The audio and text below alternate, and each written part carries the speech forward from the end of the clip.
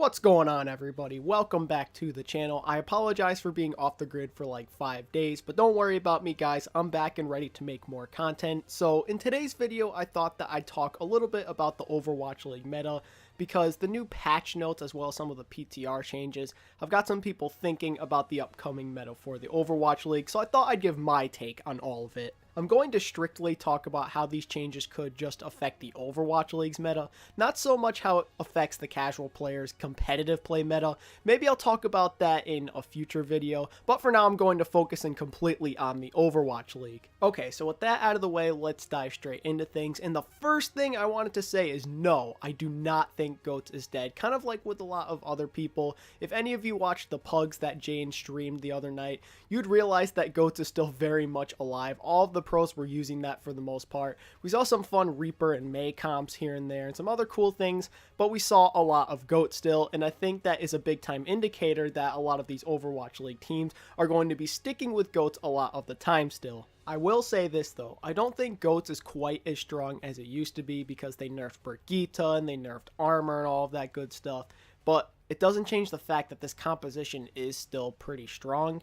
And I know it's kind of a drag because no one wants to watch GOAT's composition anymore at this point. We want to see new things, we want to see more DPS because that's really exciting, right? I think I can speak for most of us when I say that we really want to see more DPS play again because that's super entertaining to watch. There's a lot of flashy players out there like Carpe and Pine. It's absolutely amazing to watch them play heroes like Widowmaker and McCree, and we want to see more of that stuff. We don't want to see less of it. We don't want to see our favorite DPS players be stuck on tanks and Brigitte. I know a lot of us were hoping that Brigitte would finally get deleted from the game basically, just to make her so irrelevant that she's not playable, but it didn't happen. She's still a relatively strong hero, believe it or not. She has decent healing. I know it's not anything amazing, but she's a pretty tanky hero. She's got her shield. She has her bash. She's still really good. I think that Zarya and Zenyatta are kind of losers from this Brigitte nerf, however, because now they don't have the constant armor, they don't have the shields to protect that armor, because eventually the armor's going to decay and they won't have it anymore.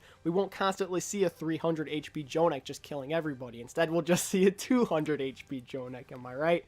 Also, I think that it's worth noting that even though these nerfs happen, Zenyatta and Zarya are still very strong in this composition. Discord Orb is just absolutely insane. Transcendence is of course a really good healing ultimate ability.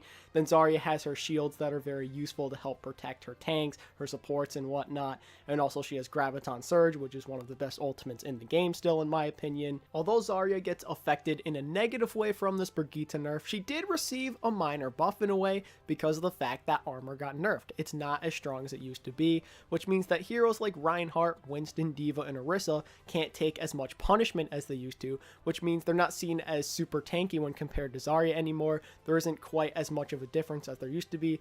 Obviously, the armor still gives them an advantage over someone like Zarya, but since Zarya has her bubbles and stuff and armor isn't as strong, there isn't as much of a gap. I'd still say there is a gap, but it's not as much as it used to be. And while I'm on the subject of main tanks, I want to talk about Reinhardt, because I do think that he is suffering a little bit from this armor nerf, and I say that because now when his shield goes down, maybe because it broke or because he wants to recharge it, he can't take as much punishment as he used to because of this armor nerf, and he could end up accidentally dying because he just needs to put his shield down for a sec, or maybe he just doesn't have it to begin with because it got broken by the enemy. And while I don't think this is going to happen, I do think there's a possibility we'll see more Winston in the GOATS comp, which means we'll see more of what everyone calls the flying GOATS composition.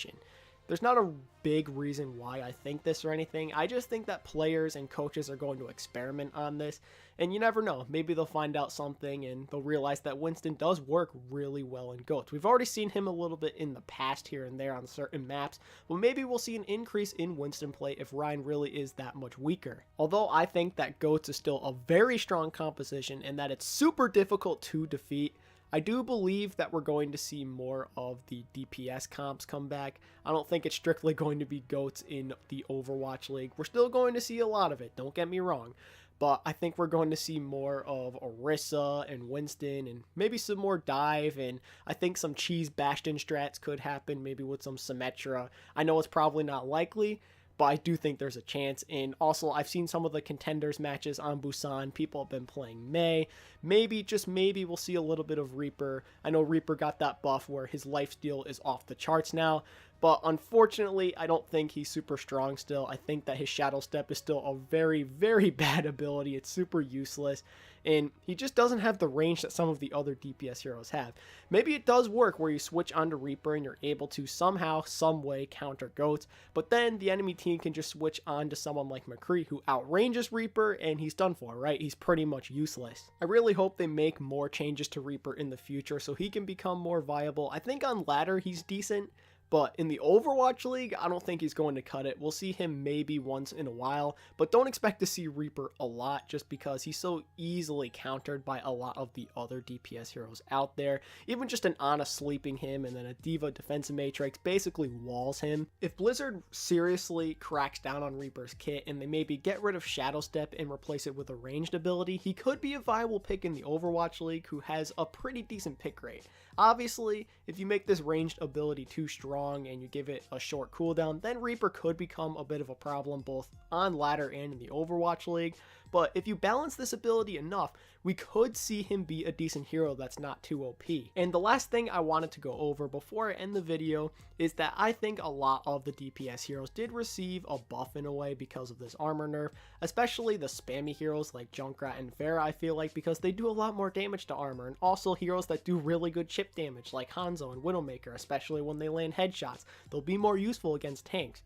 But I don't think it's quite enough yet to the point where we can say Goats isn't a super strong composition. We're still going to see a fair amount of it in the Overwatch League. Hopefully that changes in the future, but as of right now, that's where I think the meta stands in the Overwatch League. And that pretty much wraps up everything here, ladies and gentlemen. So if you enjoyed this content today, I'd very much appreciate it if you could hit the like button. And if you're new around here, consider subscribing and clicking the bell icon so you don't miss when my next Overwatch League discussion video goes up. And feel free to let me know how you think these changes could affect the Overwatch League's meta down in the comments section. Thank you all so much for watching, and until next time, this is ATP signing out.